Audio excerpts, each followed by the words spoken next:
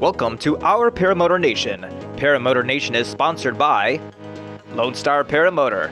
Lone Star Paramotor provides foot launch classes, trike training classes, transition to trike classes, and confidence builder classes near San Antonio, Texas. They are a US PPA certified flight school as well as an Aviator PPG Alliance partner. One Up Adventures and ParamotorProps.com. They love to share their passion for paramotoring and adventure. They also supply the world's best carbon fiber propellers to US paramotor pilots at extremely competitive prices with fast and free shipping. Wisconsin Flight Sports. It is their goal to provide a safe, affordable, fun, and accessible training program to individuals interested in entering powered paragliding. Fly PPG Discovered Powered Paragliding. They are exclusive Midwest importer and distributor of adventure paramotors, trikes, and wings. All of their training is done on their private, highly manicured airfield located on a 48-acre farm. Fly My PPG. They are a US PPA certified Aviator PPG Alliance school offering personalized paramotor training, customized motors, paragliders, and service repairs. Wicked Wings Logo. Get a customized logo for your glider in one or multiple colors. Email Craig Taylor for more information. Aviator Paramotor. Aviator Paramotor offers a unique, service-based method of learning to fly, focused specifically on the individual student. Aviator Paramotor offers a vast array of top-quality paramotors, paragliders, and more.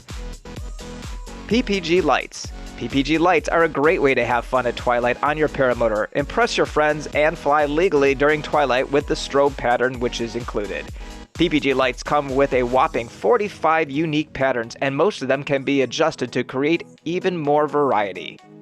Be sure to check out our website at www.ourparamotornation.com to see all upcoming episodes, as well as the past ones. Check out all of our sponsors and so much more resources available to you. And now, let's get started with this week's episode of Our Paramotor Nation. Good evening, everybody. Welcome to Our Paramotor Nation. My name is David Wolf. We're going to talk for the next hour about my favorite thing in the world, and that is paramotors. I hope you like paramotors. If you do, you're in the right place. Crazy Uncle Bob, thank you for that $5 donation I just saw as we were going live. Congratulations, Mark Amundsen. That's right, Mark Amundsen. You were the first one to put a thumbs up and like the show tonight, and your prize, there is a PBR waiting for you in your refrigerator. Go enjoy it. That is on Our Paramotor Nation, sponsored by Crazy Uncle Bob right there in that $5 donation. All right, guys, welcome to the show. We've got Larry Decicco in with us tonight. He's going to be talking to us about something that came up. It happened to him not too long ago, a little accident, which is the theme of the show, and talking about accident prevention. First, I want to introduce trike flyer Dave Ruff, straight from Ruff Farms Acres. What's up, Dave? How are you, sir? Well, I was the second to like it, so I had to take a drink and squirrel. There you go. Are you doing well? Busy? Oh, yeah, busy, man. Finishing up the house, should be done Sunday. Looks like we got a buyer for it, and yeah, real happy. Cool. All right. Another man who knows something about fixing things up is John Ripman Ryden. What's up, Johnny? What's up, guys? How's everybody doing tonight? They still got me in here filling in for Rick. I don't know. This seems like a long-term thing. We'll see what happens. No. Rumor is he'll be back next week. And if, you know. Oh, thank God. Anyway, I hope you guys all don't mind me being on here. Try to make the show a good one. Are you allowed to talk about your new purchase, or is that still hush-hush? No, that's hush-hush. All right. Well, big unboxing coming. Oh, gosh. Another unboxing video. Oh, that's great. I can't wait to see that unboxing video. What's up, everybody in the chat? I see so many names out there tonight. And Uh-oh.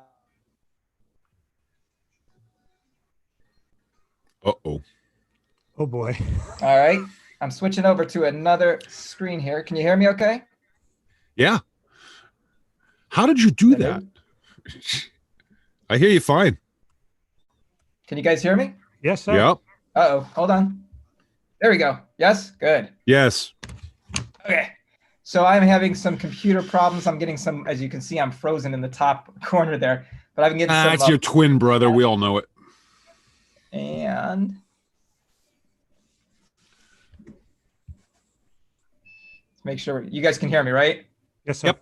Okay, now I can hear. I had to turn my volume up. So I've got a backup computer, as you can see. While my Hey, Rittman, can you hear him? Stop it. All right, let's get to the show.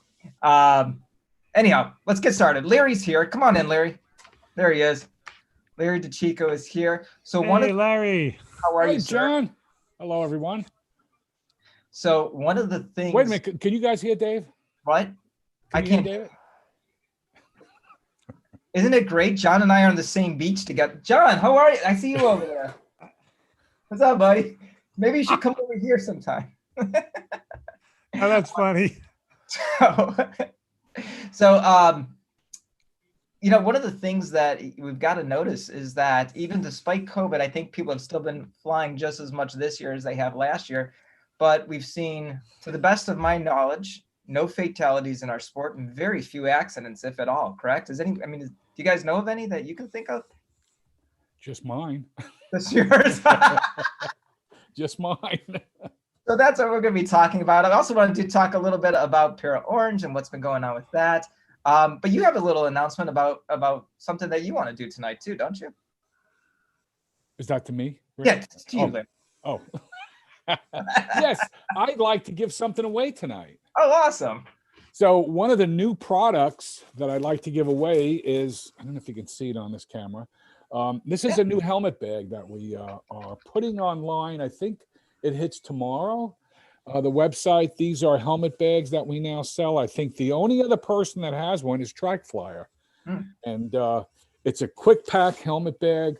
And for us who spend, I know quite a few of us spend $800 to $1,000 on our helmets, and we just let them sit around and get scratched and kicked because we usually lose the original bag. But we've come up with a way with a bag that's an easy pack.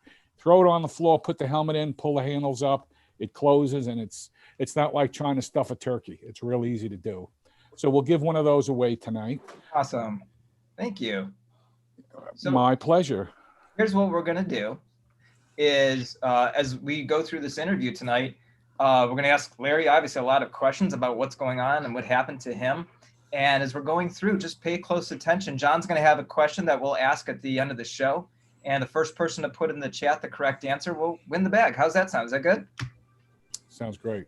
Terrific. All right. So, Larry, what the hell happened, man? Well, I want to take you on a 13-month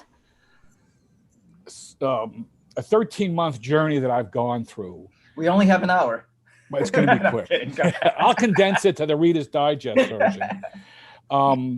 But if you remember, and I know, Dave, you remember, and John, you as well, that I purchased a new machine the end of last year. What was that? The end of last year, I purchased a new machine. Right. Which machine was that? That was a Sky Cruiser Lowboy.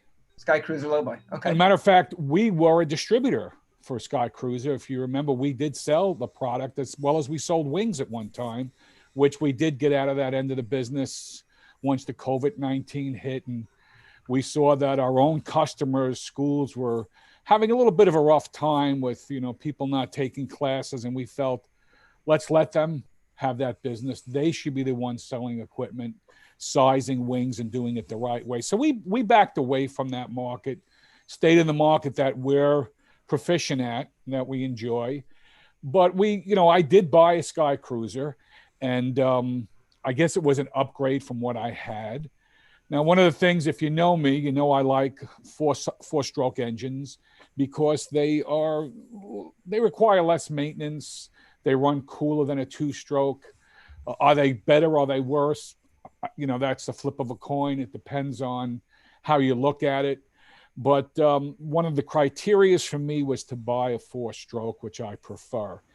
And I went from a 250cc engine, single cylinder, to a 600 and approximately 7cc dual piston. But there is a difference even with four-stroke engines opposed to two strokes. And I classify them as a four-stroke high RPM and a four-stroke low RPM. Now, I had a 250cc Swiss Auto four-stroke, which was a very high RPM. That ran at about 9,500 RPM. Believe it or not, going to the larger engine, it only has 3,800 RPM. So it rotates a lot slower. And if you're someone that is as good as some of the pilots out there and I know, like our good old friend Yankee, he can just do the math in his head and figure out the pitch, the blade, the prop size, and the pulley, and come up with the exact thrust we should have. He's good like that. He's great. I mean, it's just amazing how he can do that. But when you look at the RPMs, there is some equations that have to be taken to come up with the right size prop, the right size pulley, the right pitch, if it's an adjustable blade, to get the thrust we need to fly. And when I first got the machine, I was having somewhat of a problem. And if you know me, I'm the type of person, I won't just jump in the air. I get a new machine, I want to take it apart, I want to put it together, I want to see what makes it tick. After I was comfortable, and those machines come pretty much built when they're delivered on a skid. You take the sides off and basically put the tires on, and there's not much to putting that together. So I tinkled around until I felt comfortable with it. And before I went up in the air, I took it to a few of the airports, and I was having a real tough time kiting. It was like picking up a wet mattress, keeping the wing overhead. So right away, what does that tell you? There's a thrust issue. I just did not have enough power. Now I fly some large wings, a 39 and a 38 and a 41. So those are tandem wings, but I'm a big dude on a big machine, and I like the lift on a big wing. So I was just having a lot of problems. And I want to ask you a real quick question, because you know, you're bringing up that, and this has nothing to do with your accident, and I know we're getting there, but you know, most people don't fly a 4-stroke motor. And I really, you know, I want to recommend to everybody that you go back and listen to Anthony Vella's last podcast, where he's talking to several pilots that do have 4-stroke motors, and it really is intriguing, and it really gives you pause of maybe that should be my next one, especially if you like to do cross countries. It sounds like it's more for cross countries, not for shorter flights, and certainly not for acro. But I mean, do you really prefer the 4-stroke over a 2-stroke? I do, because I think it's less maintenance required. I like long flights. I don't go up for less than an hour. I don't mind going up for 2 hours, 2.5 hours. Fuel economy is very good, and they're very reliable. I do think 2-stroke engines have a lot more power. No mixing fuel. There's another benefit. Well, no mixing fuel. I mean, that's not a big deal, but there's no mixing fuel. My machine, my engine is rated, I have to use LL100. So it's avgas. I can't use regular gas on it. You void your warranty. I think there's benefits on both sides. I do like it, but then again, one of my favorite engines, I do really, I did enjoy the Swiss Auto 250. I think now it's sold by Black Hawk. They call it the 1000. Mark would probably know that. And I know there's one other company that does use that engine as well. That was a great engine. That was only 250 cc single cylinder, but that was a troubleless. It just ran like a clock. I was very stupid to sell that. I put it out there on a Friday. It was sold on a Saturday. That's how quick it went. And then I said to myself, that was a mistake. But anyway, water under the bridge. I was having, and I want to build up to what happened and what put me in the situation I had. So when I first got the machine, I was having a big problem just kiting, keeping the wing above my head.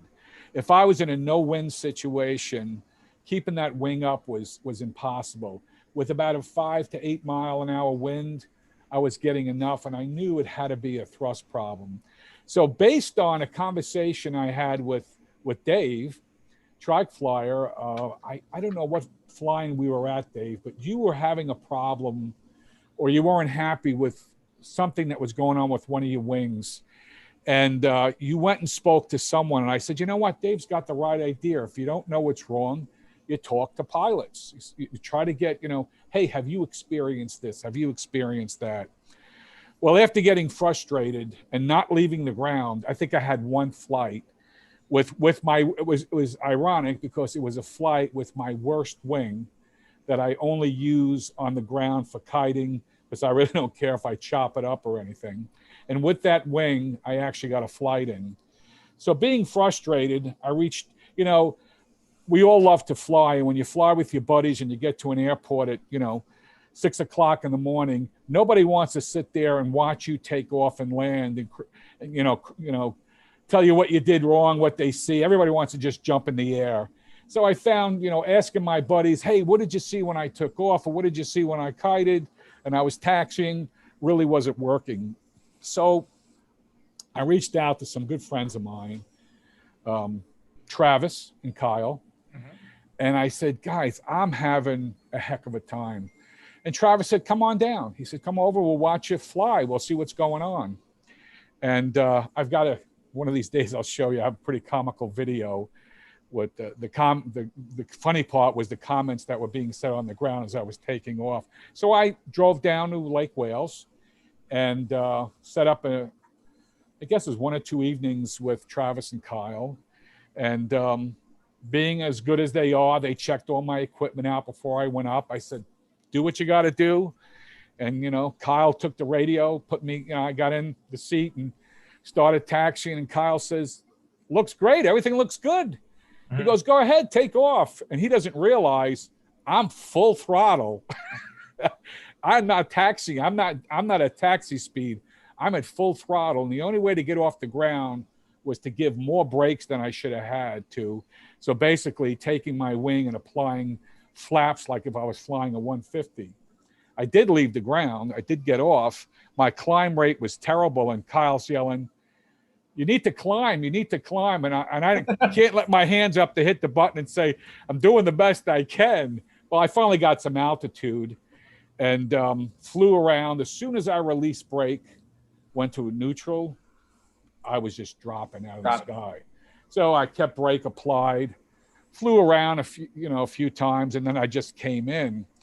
And I didn't realize that was the first time I think that Travis ever saw me fly. And all the times we've been together, he never saw me fly. He goes, you really know how to taxi. You know how to do it. So I said, guys, this is what was going on. So we looked at the machine, we looked at the wing, and we realized I was just having a problem with thrust. So went back home and I said, well, evidently I have to adjust my prop better. So went in the backyard, brought the machine to the house, and I have a ground adjustable wooden prop. I don't know if I have one of the blades in here.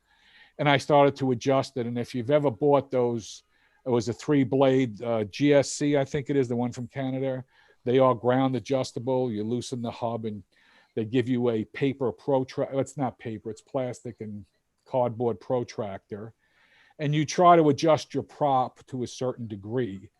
Now, the more the degrees, the more you bite into the wind, the less you bite into the wind. So I adjusted it to try to get the 3,800 RPMs. That is supposed to be the RPMs that gives me the best amount of power out of my machine. I would imagine that because the devices we use on these machines are not the most accurate, maybe my RPMs were not being displayed perfectly. Maybe the number wasn't really 38, 50, 38, but I got it to, and it's not an easy thing to adjust those blades because it's once you have to move it like just a little bit and you go too many degrees and back and forth. Got it to where I thought it was right. Went back out to the airport and again, didn't have the thrust I needed. Yeah. Met up with the person who builds them at Sky Cruiser, Leon. And Leon fine-tuned it, and we got it up in the sky. But I noticed that I just never felt I had the climb rate that I was used to having. So been flying around. I moved to a new airport north of me in a place called Denellen. Nice airport, beautiful airport. Mm-hmm. But now the summer comes in. And as John will tell you, the summer in Florida in the morning is wet. You go out and lay that wing on the ground. By the time you get your line straightened down and clipping, that wing is soaking wet. And I started again noticing on low wind days or zero wind, it was almost impossible to keep it up. So what I ended up doing, we have the luxury at this airport, there's a shutdown runway, which is a paved runway.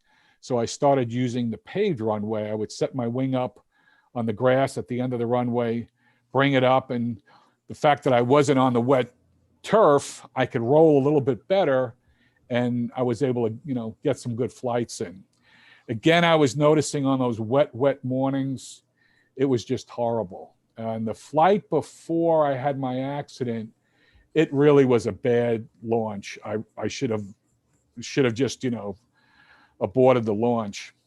Well, based on the fact that I didn't have a good thrust, and speaking to some of the different instructors, and we have a lot of schools as customers that are friends of ours, and speaking to some of those folks, they all said to me, you need a longer prop. Your prop is too short.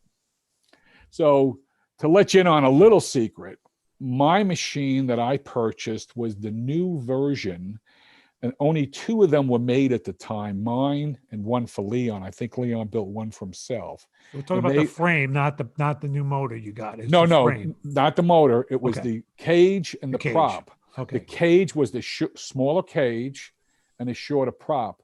The standard Sky Cruiser, low boy, comes with a 68-inch 2-blade prop. He came out with a 56 3-blade with a smaller cage, so it would accommodate people that have a smaller trailer. Gotcha. And I said, okay, sounds like a good idea. So a phrase we don't want to hear in this sport anymore is, I think it'll work. That's right. I think it'll work. So I went with the smaller cage, the smaller prop. And if, John, you've seen my trailer, there's no reason to even do that. My trailer is an oversized trailer. Yeah. I could fit 68 inches in there with no problem.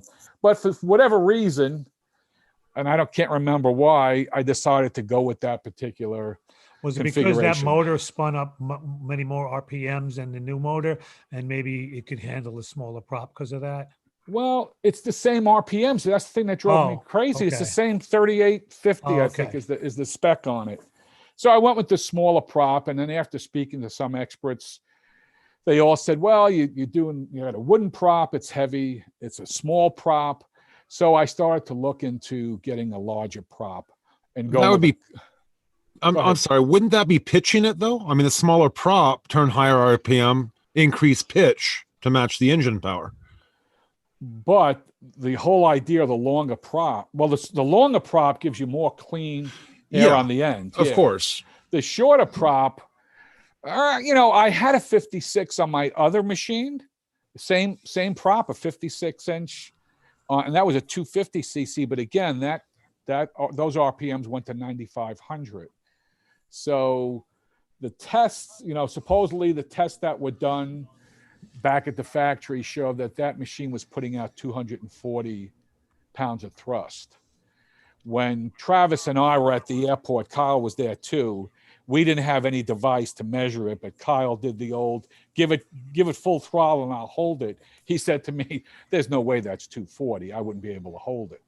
Yeah, my Polini 250 with a 59-inch prop, which is 156 centimeter, you can't hold it. You can't hold it. Yeah. No.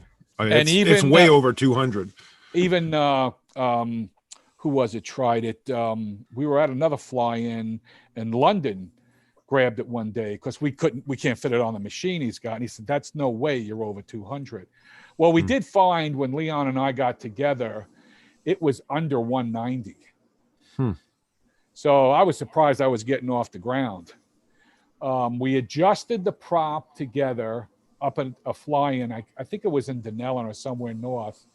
And we got it to read about 245 to 247, which I said, that's pretty respectable. Again, we were using one of these, cheap scales on a rope tied to a tree and gunning it. And, it's not the best type of device, a $30 scale, but it was showing us something. We did see an increase. So based on the different conversations I had with quite a few people, I looked at 2 different props and I ordered a new prop, 66-inch.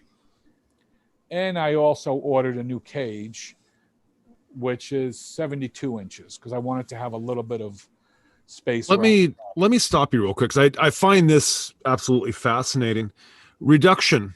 What's your reduction going from where you were? Did you have to do a reduction gear change as well? And if Now, so, what are you interesting. using? I didn't have to do a reduction change. I ended up buying a prop called the Ultra Prop 2 from Competition Aircraft. I was looking at two different props and speaking to people that have gone from the one I was looking at, the other prop was the Power Fin. Two of my buddies that I fly with, they went from the Power Fin to the Ultra Prop 2, and they just love it. So, and I wasn't looking at price, by the way. You know, at this point, you know what we all know in this sport, when things get like this, you don't care what you spend. Well, it's got to work. You want to fly. Yeah. I better close the door. She's in the other room. But anyway, you don't care about price. But I went with I spoke to the folks at Competition Aircraft is the name of the company, but it's the Ultra Prop 2. And he's the owner of the company. This guy is just he's a textbook of knowledge. And I explained my situation, and I gave him my engine, my RPMs, my pulley sizes. And the way that prop is, you don't adjust the pitch by turning the blade. He provides these blocks that are cut on an angle, and there are different degrees. There's 8 degrees, 10 degrees, 15 degrees. So based on the RPMs, you insert this block, and that's what makes the pitch of the prop. So you don't have to stand there trying to get 1 degree, 2 degree. They're already pre-cut. You put them together and put it on. The interesting thing, when I took one of the blades, and when I buy stuff, I always buy one spare because I know I'm going to break one at some point. One blade on my wooden prop weighs just under 8.5 pounds. One blade. Holy cow. You times 3, and that nice hunker, it's not in here, aluminum hub, that's a heavy prop. My new prop with 3 blades, the whole thing is less than 9 pounds, carbon fiber. So it's going to spin up fast. It's going to spin up faster. And that's one of the other things I noticed when I was at altitude. And because I was having problems with my climb rate, I was always staying at 1,000 feet. Just to be safe, I was always staying at 1,000 feet. And I would play with my throttle to see how I climb and how I would descend. And it was a slow climb. It was a slow spin up. So I ordered everything, got the approval from the bag lady, ordered everything, got everything shipped to the house. And the Sunday where I had my mishap, I said, tomorrow I'm going to go pick up my machine, get it home. I'll start taking everything apart, and I'll put the new stuff on. I happened to wake up super early that Sunday. I said, well, I'm up. I might as well go early to Just the had to fly it one more time. And you know why and the reason I wanted to fly it, I wanted to get some numbers on my rate of climb, feet per minute. That's what I wanted to do. I just wanted to get some numbers on my rate of climb. And it was one of those wet, terribly wet mornings. And I got out there and I said, let me just go up just to get some numbers. I'll just do a quick flight. 20 minutes, I'll be down and I'll go home. And it was wet. And I said, okay, I'll take the runway. I won't take the grass because I haven't been using the grass, the turf at all. Set up the wing and, BSing with people. My wing is sitting there in the grass getting nice and wet. Give it gas. I bring it overhead. It comes up. That's a Charger. It's a McPara Charger. It's my go-to wing. That's my daily driver. Before you go into the story now of what actually happened, let's talk about also from your experience now and what you can educate new pilots on of what you did wrong. All the little steps that you did wrong. You were talking to people. You were letting your glider sit out there and getting soaked. What else? This is the education part. I was too quick. I was rushing to get into the air. Mm-hmm. I was rushing. I should have not been rushing. And the biggest thing was letting the wing sit there and get wet. Yeah. And it was just, my wing is not new. That wing is probably over 3 years old. So it's absorbing. A very thorough pre-flight inspection. I always do a good pre-flight because I have my little pre-flight banner on my machine. So my pre-flight was good. Okay. And in the back of my mind, I was saying, hurry up, that thing's absorbing water. Hurry up. Okay. It's good, you know. Rushing. So So you put yourself into a situation in which you had to hurry. I had to hurry. You know what, Larry? You probably could have used, because these people were talking to you, right? You probably could have used one of those flags you put on top of your motor. I did. I had it up there. I had it up there. What's the point of selling them if you're not going to use them, man? Nobody reads it. All right, go ahead. So now we're taking off. So now Actually, you know what I need to do real quick? I just thought of it because the ParaOrange gear that you sent me, which I'm going to be putting on video, the pre-flight, I need to actually put that on Sarah's dipstick for her oil. That's where I need to put that. All right. So, you got the flag so on we your did the pre-flight, got everything going. before you started it up. Excuse me? Did you take your flag off before you started it up? Believe me, I forgot to do that once almost. I was in the seat one day and I looked up at my mirror and there it was. And I said, son of a gun, got to take the seat belts off. But I had everything off, everything away. Look around, start the engine. Everything looks good. Roll on throttle. Wing comes up. And I have to go full throttle to bring that wing up. Bring the wing up. It's overhead. I start to move. Wing just goes off a little bit. I drive under it, get it back under control, and sure then, you know what? It's starting to drop again to my left. Give it more gas. It's coming overhead. I'm getting it straight again. With full throttle, it's starting to move again. Drive underneath it, and at that point, I should have aborted the takeoff. What do we know about wet wings? What do they do really easily when they're wet? They fall. They stall. They stall. And I got it back over me and I was giving it throttle and I started to leave the ground. I said, and I knew I had a little more, I was almost in an oscillation. I was in an oscillation at that point. Ooh. And at that point I said, well, if it was my 250, I would have probably had enough thrust to just be far enough away from the ground or it wouldn't have did anything.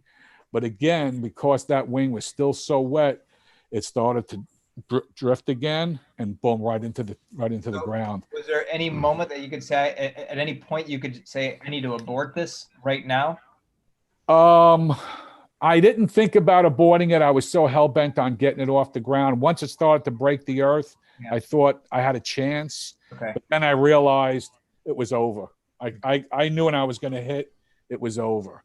And big thanks goes out to all the folks over at Aviator. Andrew was there. Everybody came running over right away. Whoa. You didn't say what happened yet. So now you're up here. You forgot that. I'm not even, I was so close to the ground. The first time it swayed, it oscillated over, I was on the ground. So I didn't get one of these. It was just one shot and I was down. So and I guess you came up, turned, smacked into the ground? Right into the ground. So in retrospect, it wasn't a hard hit.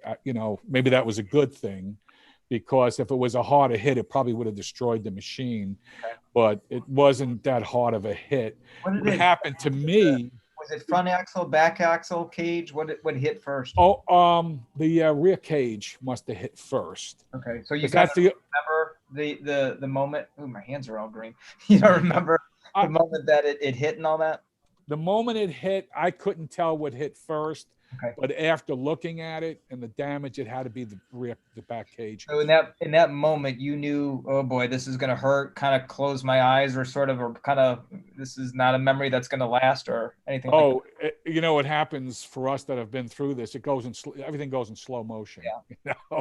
It really does. It really does. It's phenomenal. It goes in slow motion, and I know that it had to be the back because I felt myself kind of tilted to the side and tilted back. And when it hit, I don't think I bounced. I didn't feel a bounce. Okay. But for the way I sit in my seat, I have my hands outside of the struts or of the frame. You're holding the lines out to the side. Your struts are coming over. And I got hit on the arm, so the frame hit my arm. So you landed on the right side. Yeah, if that didn't, I landed on my left. If that didn't happen, I would have had no injury at all. But I landed on my left. My arm was outside.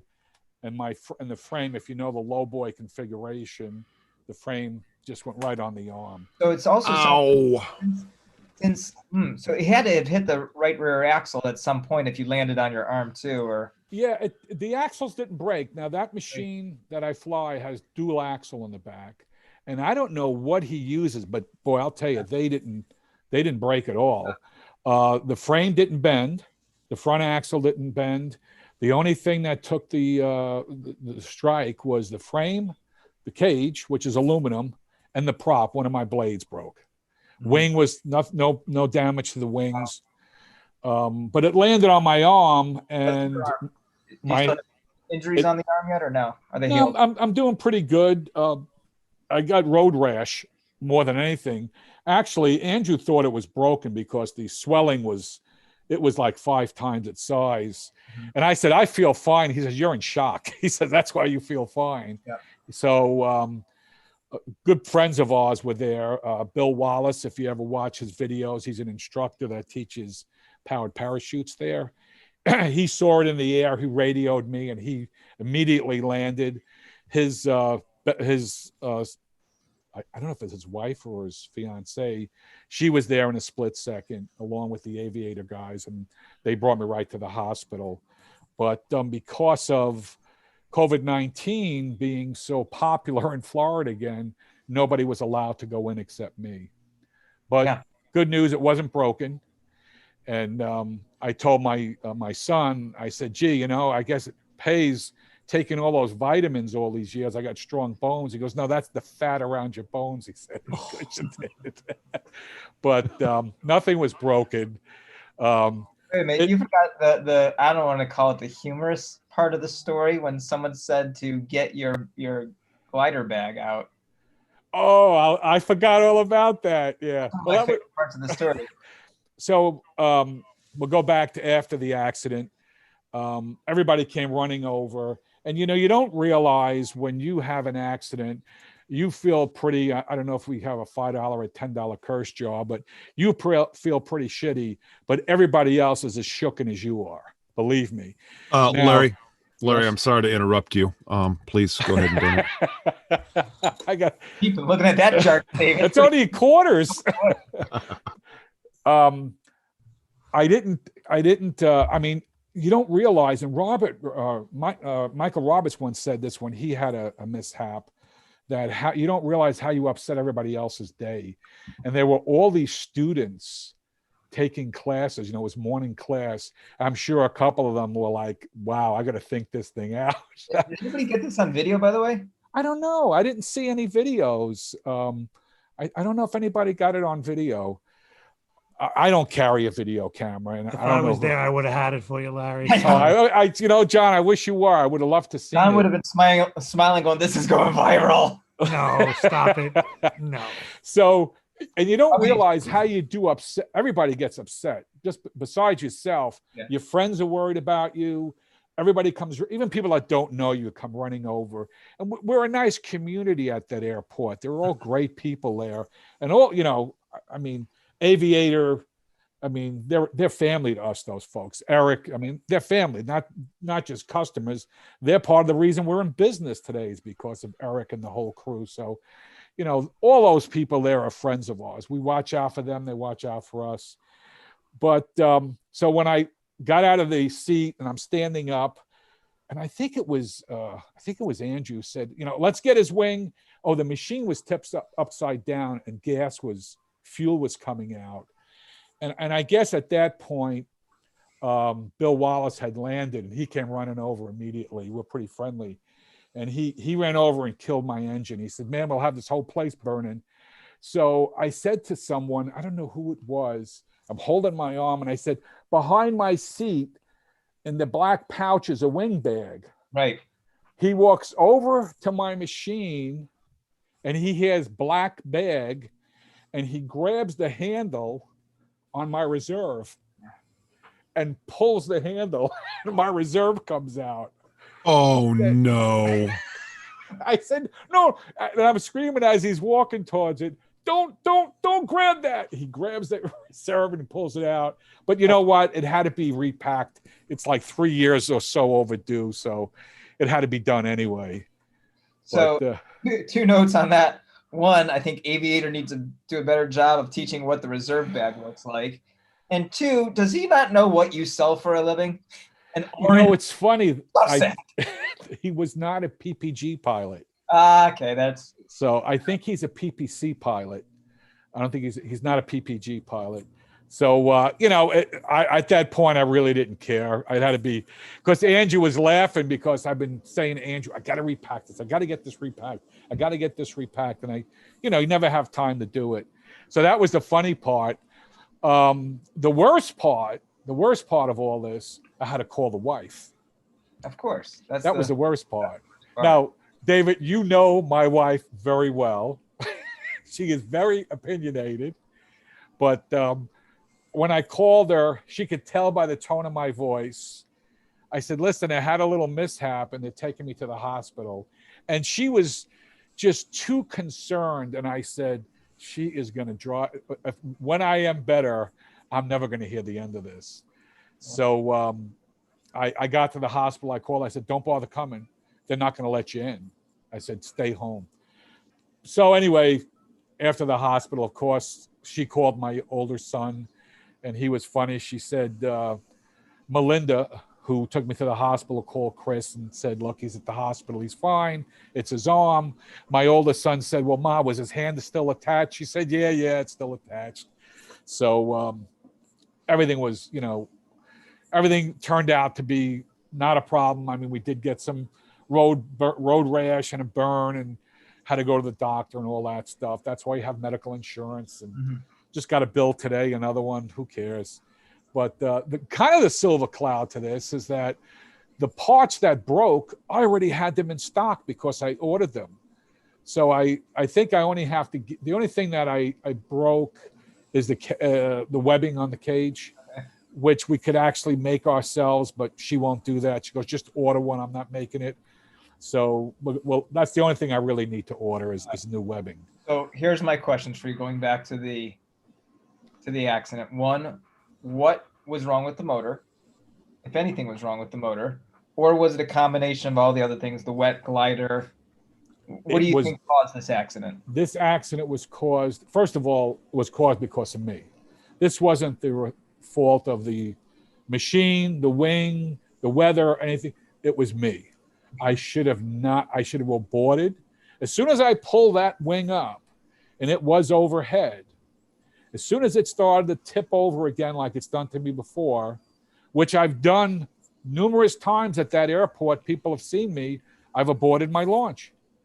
If I didn't have the wing overhead and that happened before, I aborted my launch. This time I was so hell-bent on getting up and getting some numbers so I can compare when I put my new prop and cage on, that I did not use good judgment. I want you to really be honest with all of us.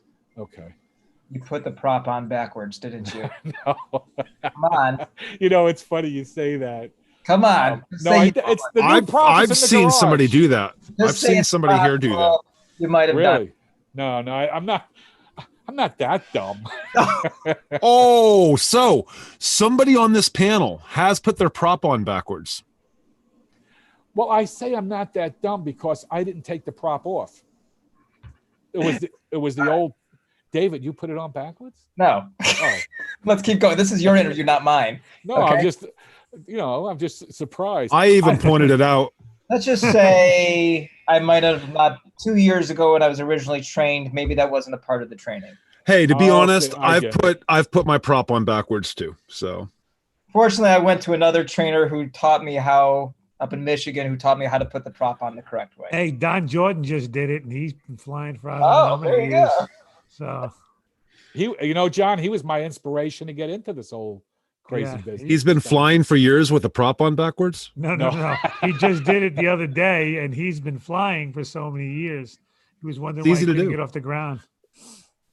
No, my prop wasn't on backwards because I didn't take it off. Okay. The new prop, I haven't put on yet, thank goodness. Maybe if I had it on, I wouldn't have had the problem. But I think this, as I take responsibility for this was a question of, I've had a problem since I first bought the machine, And when I look back at my successful launches, it's always been when I've had at least 5-mile-an-hour headwind on the ground. When I've gone in 0 wind conditions, when I did get off, it wasn't pretty. So I definitely have a thrust problem there. But I should have known better. A few weeks before, I had 3 attempts one morning that was so bad that I just finally gave it up and said, I'm going home. I'm going to have some pancakes. The hell with it. It's not worth it. Every pilot that has been flying for years, myself included, goes through a time in which you blow launches, you land on your butt, you something.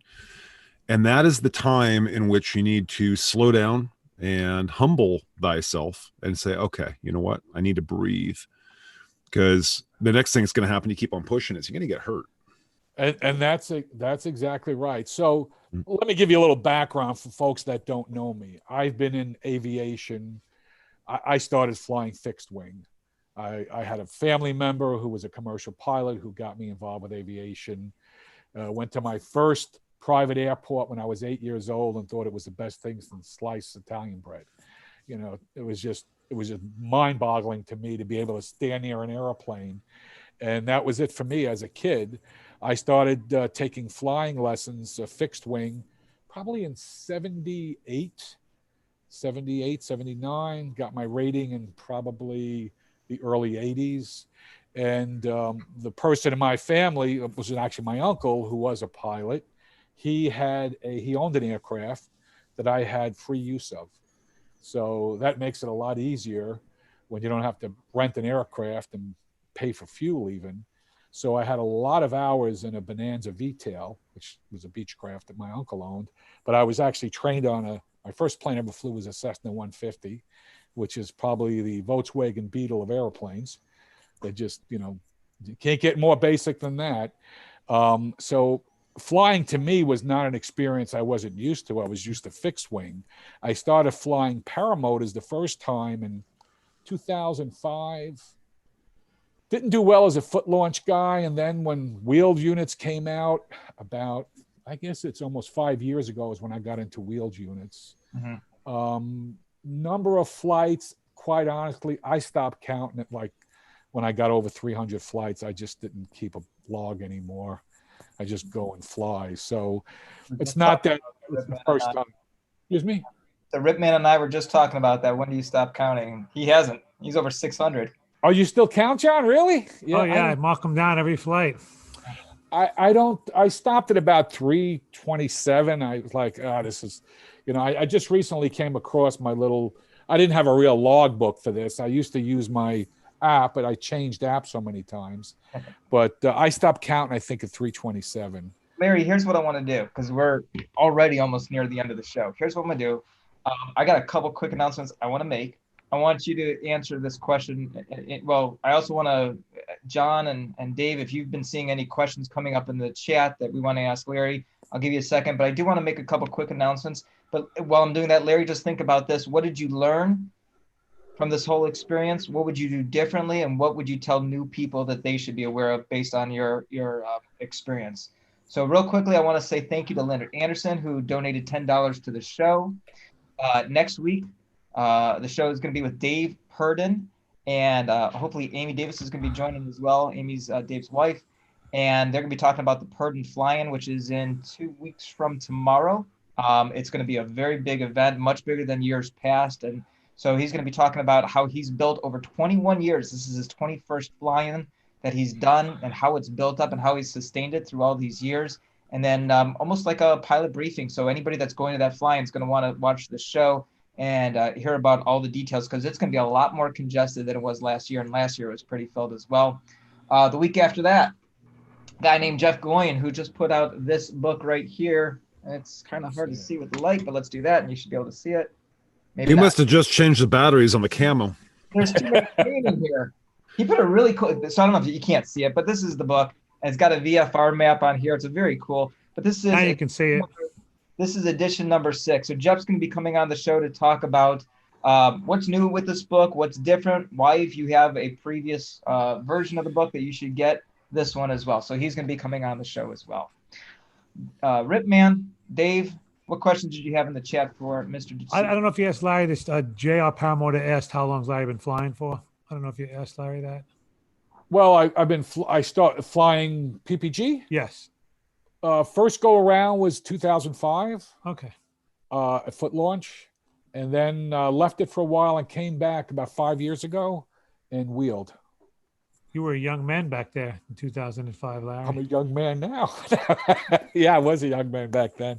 Golly. Yeah. I remember those days. All right. Actually, it's my birthday this month, so 6'4" this month. Wow, 1 year away from 46. You're looking Yeah. good. Wait, August or September? August. August? Okay. Yeah. Wasn't it yours too? No, September. September. Okay, you're September.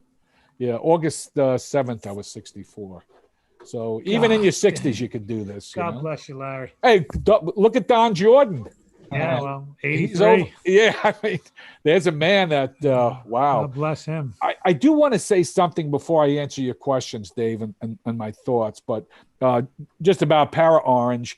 We are still looking for company, what we call them ambassadors, product ambassadors. We're bringing on 12 ambassadors throughout the United States. We do have one of our ambassadors is going to be at that fly-in you just mentioned. Jeff Jollis, who's going to be there. Okay. He's an ambassador for us. So we're looking for ambassadors. If anybody's interested, reach out to us through our website. And we're looking for the voice of ParaOrange, our ParaOrange spokesperson, which is actually a position where you get a check every month. You get paid to do that. So those are still in the process. We're still talking with people. And if you're interested, you go to fly-ins or interested in representing the product, there is money to be made, and it's a pretty good situation. We provide everything. So one thing I want to say about ParaOrange, Larry and Chris, one thing that I've always appreciated, if anybody has known me since we've started this show, all of us on this panel were big supporters for Resurgence PPG, as is Larry and Chris. They do a lot, and with the poker run that our buddy Rick Davies, who Rip was filling in this week for, put on with the Sky Pirates, they were an integral part of being a sponsor for that too. So we really appreciate that. In fact, I just did a video this past week, and I put on the video for the, and I want to tell everybody right now the result of this. I put on the video for every thumbs up I have on my video, I'm going to donate $1 to Resurgence PPG. So that video got 63 thumbs up. So I'll be sending a little donation over tonight to Resurgence PPG for $63 to support our vets. So there you go. So thank you, Larry, for that. Let's hear your answer to the question. What was the question? The question was, to learn, what would you do differently? And what would you teach someone new into the sport about what you learned and what they should look for? Okay, the first thing that I learned is you have to, what makes a good pilot or a bad pilot, to me, what makes a good pilot is knowing when to fold. I should have aborted that launch. And I know we tell everybody that, and I know we tell ourselves that, but boy, we always try to save that wing. We've got this terrible habit. We want to make every launch work.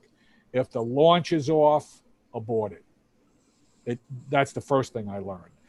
The second thing, and this is for folks that are new in the sport, you really, I always push education. I think to do this without going to a good instructor is very, very bad, very dangerous for yourself and the people around you. But one of the big things about going to someone that is really a superb instructor that knows equipment and knows wings, they're going to set you up in the right configuration that's going to work for you. I've heard the expression, and I really say this all the time, I think it'll work, I think is not good enough. You've got to be told by someone that this is going to work. I missed a lot of signs in conversations I had with people regarding my configuration and videos that I watched. I was so, I want this new machine. I want this new machine. And I watched some videos, and now thinking back, I said, you know what? Maybe those videos where that problem was happening, it was the configuration wasn't correct. It wasn't the wind. So my advice to new pilots, and let's face it, when you're a new pilot going through training, when you first start to fly, there is so much you don't know. You've got so much in your mind when you're trying to launch, even when you get up to altitude and you're flying. There are things you're going to know in 30 flights, 25 flights later that you're not going to know in the beginning. And the only way to make it as good as possible that it can be as safe and as enjoyable is getting good instructions, and speaking to people. And you know what, Dave Roth, you're the one that got me in the mindset of, if you don't know or you're not sure, talk to people. Mm-hmm. Talk to people, because to find out on your own sometimes is going to be painful, expensive, costly, very costly. And John, that's a good point. I'm in this business. I'm entrenched in this business like everybody else. Okay, we don't sell machines. We don't sell anything that's really going to hurt you. If you get hurt using a wing bag, this is not the sport for you. But, we don't sell things that you're going to hurt yourself with. But there are people, for the sake of making a dollar, and it's a shame to say this, they will tell you whatever you want to hear just so you make that purchase. Research. What's that? Preach it. That's true. Research. We don't sell wings anymore. We don't sell machines. We still get calls. We refer people to a handful of schools and people that we know and we trust. But before you make a purchase, really think about it. Don't get caught in the sale, because people don't mean to do it. Sometimes they have to put food on the table. They have to pay their bills. But the first thing to stay away from, when you hear the phrase, I think it will work, turn the page. Mm-hmm. Don't go by that. And I should have known better. Everything that's happened to me over the 13 months, as I look back, I could have avoided it. But I was so, I did do my due diligence. I did figure out what the problem was. And if I wouldn't have made that one bad decision a couple of weeks ago, I would have had no problems. So don't ever feel bad. Don't think people think less of you. Don't think less of yourself. If that launch doesn't look good, feel good, abort it. I've got some really good friends that are pilots that I look up to. And, everybody on this panel knows some of them, knows all of them, that have broken props, broken lines, damaged wings. It happens. It's part of the sport. Just don't feel bad to throw it away. If you have to throw away a launch, don't feel bad. Do it. And talk about, just like you are right now, talk about what you did wrong. Share that. I want to give a little credit to our show and paraglidingtalk.com, because I firmly believe that shows like this that are constantly talking on a weekly basis about safety, people are thinking about it more and more and more, and we need to continue to talk about it with each other, not just on these evenings, but during the day when we're going flying. We need to talk about it with each other, so we're constantly thinking about it, constantly second guessing. Are we making mistakes? Should we kill the motor and forget this launch and reset up and do that again? And it's because of those decisions that we're making as a community. And I go back to one of the first things I said in the show, is that's why we're not seeing any fatalities this year and very few accidents. We have one now, and it's you, Larry. One accident. Nobody else got hurt, just you. So, I had to take it in there. One for the boys. Take one for the boys, right? So we couldn't be perfect, but maybe next year, maybe 21. Thank you so much for being here tonight. Thank you for having me. Appreciate it. And we have one more piece of business to get to. Rip, man. Take it away, bro. You ready for the question? So we got to watch the chat. And Rip, let's let Dave, since you're going to ask the question, Dave, the first person that answers the question correctly, hopefully you know the answer. So the first person that answers correctly that you see on your chat, it's the only fair way we can do it. I think I know the answer. Okay, maybe John should answer. So hold on, Dave, I was going to ask one question, but I don't think I want to ask that question. I'm going to ask another one that I caught Larry saying. Okay. Is that okay? All right. So the question is, and the first person who gets this in the chat correct will win the helmet bag from Larry from ParaOrangeProducts.com. All right, I'm ready. Sound good? I'm going to comment. Okay, here's the question. Larry said he had moved to a new airport north of where he lives. What is the name of that airport? First person to guess the name of that airport wins the helmet bag. Now, Anybody? let me tell you, I've got one of those helmet bags. They are awesome. They Slow are Days says awesome. Cheese. Is cheese the correct answer? I don't think cheese, Slow Days. No. That's not correct. That was a good answer. Good try. Oh, I think we have a winner. I see it. Okay, ready? The winner is Nick Griffin. I see that too. Okay. Dunellen was the airport that Larry has moved to. Although he may be kicked out after this whole thing. Well, I know Congratulations, Nick. they charge for this month's rent already, so I know. Oh, all right. So you get another. There you go. So I'll tell you what, Larry, do you want to put your or give us what, or do you want me to give the email that you gave me? Well, I know I have Nick Griffin's address because he's one of our customers. Oh, there you go. So he can. That makes it So easy. that's easy. We have Nick on file. We asked the other question that we came up with just for fun to see if Oh, anybody. sure. No So I'm prize. going to ask the other question. No prize we for were, this one. we Just were going to anybody use. can get it. First person to gets it gets a Rip Man riding No, sticker. I'll tell you what. First person to get it, we're going to give him a. I don't know where mine is. And the steak knives. No, A broken prop. a broken pro. No, one of the pre-flight flags. Fresh from Denellen's runway. Okay. Pre-flight. Flight flag. Pre-flight. Okay, and I'm also going to throw in a Rip Man riding sticker because I already said it. All Okay, right. so the question is, first person in the chat, you have to answer this fully and correctly. Wait a minute. Can they spell this incorrectly because They can JP spell threw it a incorrectly, ball but at spelling? there's two parts to the answer, so it's got to be the full answer. Are we doing a four-word answer here, right? Yes. 'Cause I already know Okay. All right. So the question is, four-word what- answer. Can I speak? Yeah, four-word answer. The question is, what kind of quad does Larry fly? He blew Oh, Trike Flyer got it. Look at that. 4-word answer. You could say Larry blew his quad. First person in the chat to guess it. Sorry. Did I say that? Larry blew. I had to refrain from all the TWSSs tonight. I just want you to know. JP, send me your address. I'll send you a sticker, buddy. I lost count. Up. Yep. Up. There it is. Nope, that's not correct. Up, the second one. John Weed is the winner. Sorry, Aaron, it's not a Blackhawk. It's a Sky Cruiser. Sky Cruiser Lowboy. John He said Weed. Sky Cruiser Lowboy 2 like the Blackhawk. Or very much like the Blackhawk is what he Would you said. accepted a broken one as a part of the answer? Never mind. All right, John Weed is the winner. All right. Let's hope this works tonight. If someone can, if anybody wants to get into the after show, I'll give it a second here before I close off the show. How is John Weed going to get in touch with Larry to get the, yes.